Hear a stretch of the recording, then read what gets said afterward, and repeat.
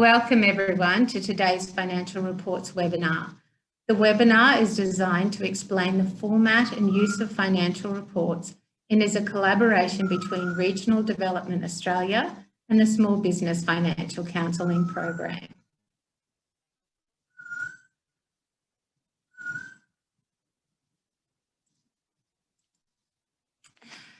So this webinar series is a collaboration between Regional Development Australia and the Small Business Financial Counselling Program. Regional Development Australia, known as RDA, is an Australian government initiative that brings together all levels of government to enhance the development of Australia's regions.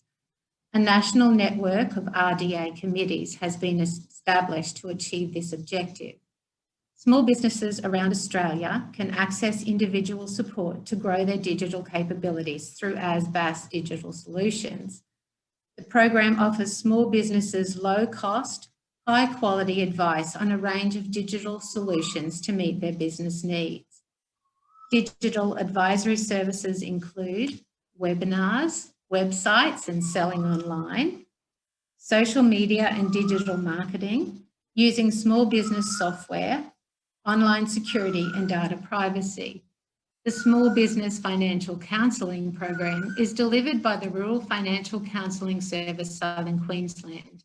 The primary role of the Small Business Financial Counselling Program is to support small business who are experiencing hardship associated with the long-standing drought conditions or the impacts of COVID-19 and have no alternative source of impartial support.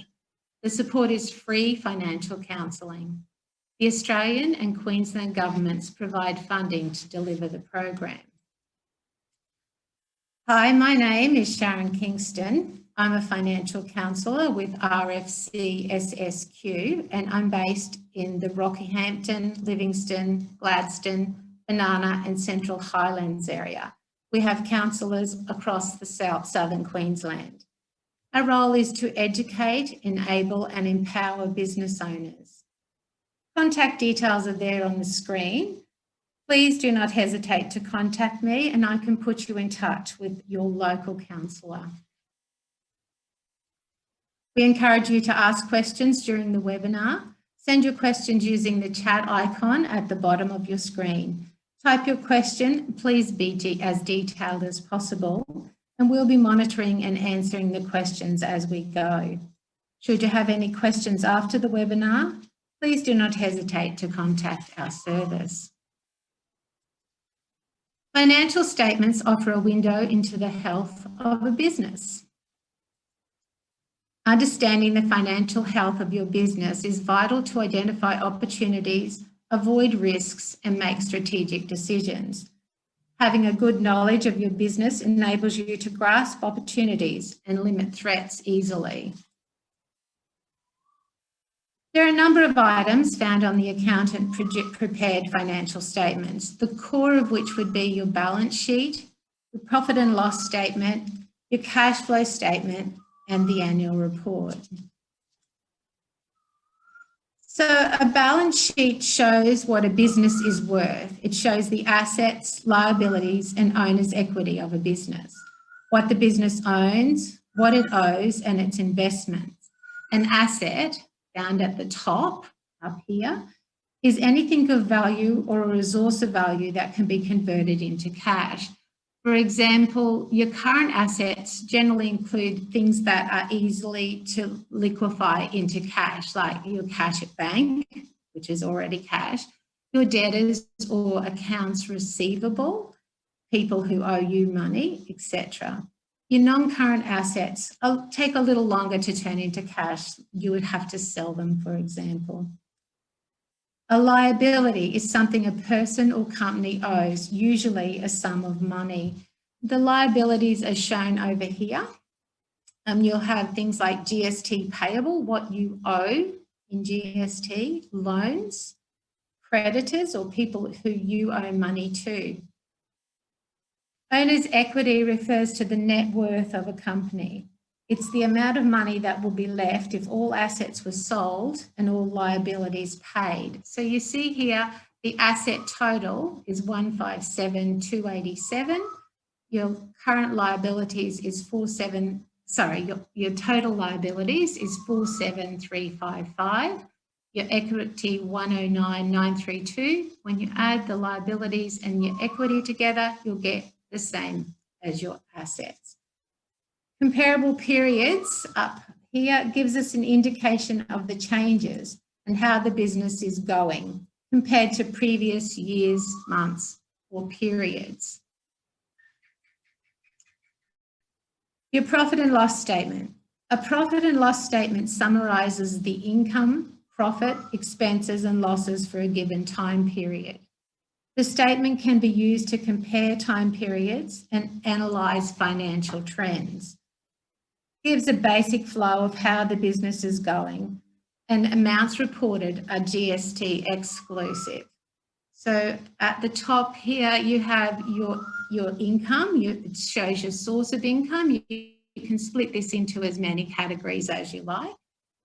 The sales amount over here includes accounts receivable. So they're included in this amount. Your cost of goods down here, it's in relation to your stock purchases, or say if you're a plumber, the items you would use for a job like pipes and fittings, etc.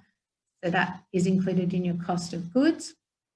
Your operating expenses, this is where your money has gone. This can be as comprehensive as you wish and depends on how you are coding it in your cash book. So see here, for example, you've got motor vehicle fuel, registration, insurance, etc., or you could just have that as motor vehicle. It's up to how you best want to read your financials. And these amounts include money you owe. And the depreciation is also included in here. And this often differs from what's on the business schedule of your tax return. The amount showing in your profit and loss is considered to be your accounting depreciation, which is more in line with the effective life of the asset, where the amount on your tax return is tax depreciation, which takes into account incentives like the instant asset write-off that's currently in place, I think till December, but check that with your accountant. Down below, we have the other income, which would include things that aren't part of your sales. So there'd be things like interest, and of course for 2020, JobKeeper and the cash flow boost. So that's income that's not related to your sales or services.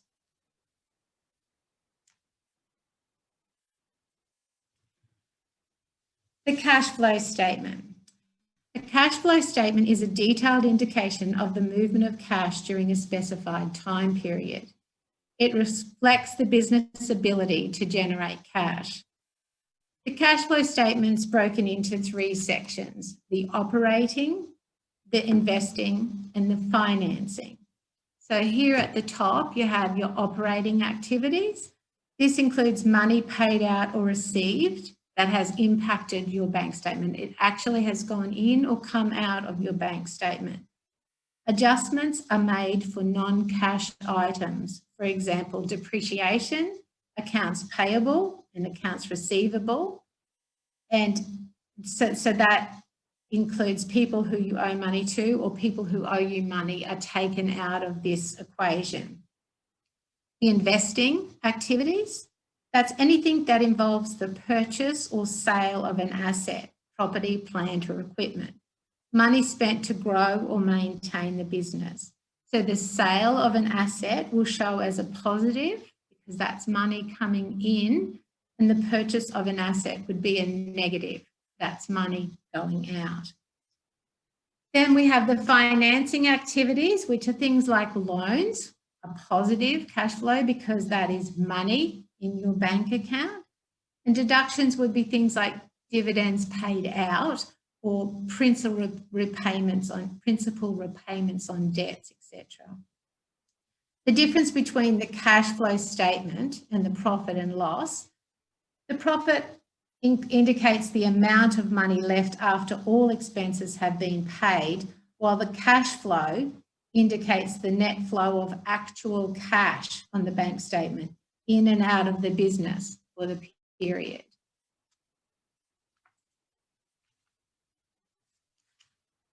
An annual report. An annual report describes the operation of a business and its financial conditions. Annual reports are wider in scope than financial statements and often include articles and summaries incorporating images, graphics and correspondence from the CEO to describe activities and achievements. The annual report gives insight into a business's goals and future plans and strategies. It includes the business's balance sheet, profit and loss statement and cash flow statement. Of course, annual reports differ for large companies to mum and dad companies, but each briefly outline the direction of the business. Taking the time to review and understand these valuable financial documents provides insight into your business, including your debts and your ability to repay them, how a business is travelling, whether profit or loss has increased or decreased. You can draw information on, why sales have been increased. Perhaps it's because your advertising expenses have also increased. I've got a question here, Sharon. Yes. So the question is, how often should you do all of these reports? Obviously, the annual report would be annually, but should you do them more often than that, or is annually enough? Oh, no, it's certainly a good idea to keep across your business by having an understanding of what's going on. Whenever you reconcile your accounts, which is at least monthly for most businesses, then you can have a quick health check of your business, how you're travelling, what's going on. Are there expenses there that you hadn't thought should be that much? You can check into them there and then, and it's more relevant than waiting for the annual report. And there is another question here. My accountant usually does these reports for me. Is that enough, or should I be doing them myself? It's a great idea to keep in touch with your business, getting your head around cash books, etc. That's what we're there. Our role as financial counsellors is there to assist you with that, to look into and understand. And we can certainly assist you in getting a handle on where to find things and how to look up things. Is there any other questions, Sharon? Not at this stage. Okay, the role of the Small Business Financial Counselling Program, as I just mentioned, we're there to assist you with anything. Feel free to touch base in relation to your business, and we can certainly do our best to help you. We support and assist small and medium businesses who are experiencing financial hardship. This year, we've been involved in tenancy agreements and negotiations using the Mandatory Code of Conduct and the associated regulation, loan application supports, grant and funding application assistance. Our mission is to assist people to identify ways to become self-reliant and better equipped to manage change and adjustment. Give us a call and let us help you. The role of the ASBAS Digital Solutions Program, who are working in conjunction with us with this series of webinars. The ASBAS program provides high quality, low cost, government subsidised one-on-one advisory services, workshops and webinars on a wide range of digital topics that fall into the 4 main priority areas of websites and online selling, social media and digital marketing, using small business software, and online security and data privacy. All big things in today's market. Services are being expanded to cover general business advisory topics of business crisis management and business continuity planning, finance management and boosting cash flow, staff management and creating a safe work environment, retaining and staying connected to customers, resilience and well-being, that's a good one, COVID-19 stimulus packages for small business. So how to contact the Small Business Financial Counselling Program? We can be contacted on 1300 732 777 or www.rfcssq.org.au. Regional Development Australia on 0407 116 749 or www.asbas.rdabrisbane.org.au.